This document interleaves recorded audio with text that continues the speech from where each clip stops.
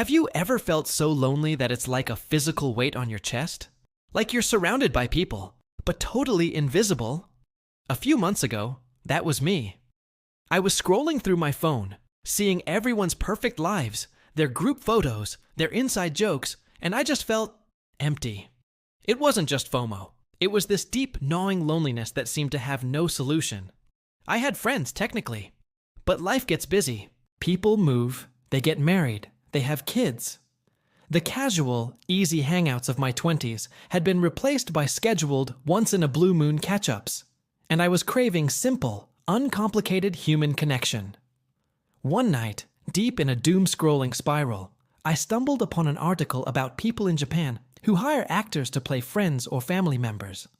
At first, I laughed. It sounded so bizarre, so dystopian. But the more I thought about it, the less funny it became. The idea started to take root. What if? What if I could just pay for a few hours of companionship?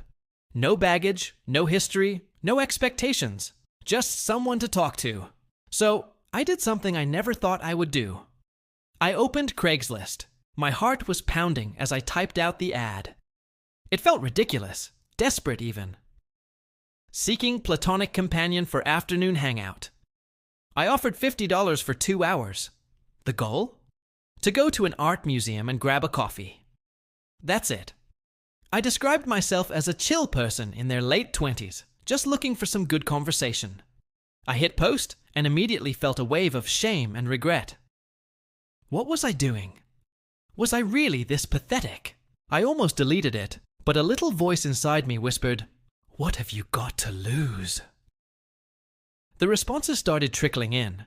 Some were weird, let's just say. But then one email stood out. It was from someone named Alex. The email was well written, polite, and seemed to genuinely understand what I was looking for. Alex mentioned being new to the city and also looking to meet people and explore. It felt normal. We exchanged a few more emails, set a time and place, a very public, very busy museum entrance, and agreed on the terms. $50 for 2 hours of friendship. The day of the meeting, I was a nervous wreck. I almost canceled a dozen times. What if this was a huge mistake? What if it was painfully awkward? What if Alex was secretly judging me? I sat on a bench near the museum entrance, my hands clammy, watching every person who walked by. And then someone walked up and said, "Are you Chris?" It was Alex. And just like that, the most surreal social experiment of my life began. The first 10 minutes were exactly as awkward as I'd feared. We made stiff small talk about the weather, the museum's architecture. The kind of conversation you have with a cashier. I handed over the $50 bill in a small envelope, which made it feel even more transactional and strange. I thought, well, this was a dumb idea. But then we walked into the first gallery, and something shifted. We were standing in front of this huge abstract painting, all chaotic swirls of blue and gold. I made a joke about how it looked like my brain felt most mornings. Alex laughed, a real, genuine laugh, and said it looked like a galaxy exploding. And suddenly, we weren't a client and a hired companion anymore. We were just two people looking at art. We started talking about what the paintings made us feel, which led to talking about our favorite movies, which led to stories about our childhoods. The conversation just flowed. It was effortless. Alex was a fantastic listener, asking thoughtful questions and sharing stories of their own. We disagreed on which painter was better, debated the meaning of a bizarre sculpture, and laughed at the same quirky details in the portraits. There were no expectations. I wasn't trying to impress anyone, and Alex wasn't trying to be my new best friend forever.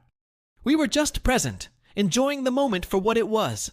As we walked to the coffee shop afterward, I realized something profound. For the first time in months, I wasn't thinking about how lonely I was. My mind was completely occupied by the conversation, by the shared experience. We sat with our coffees, and the 2 hours flew by. We talked about dreams, about the challenges of making friends as an adult, about the simple joy of finding a good coffee shop.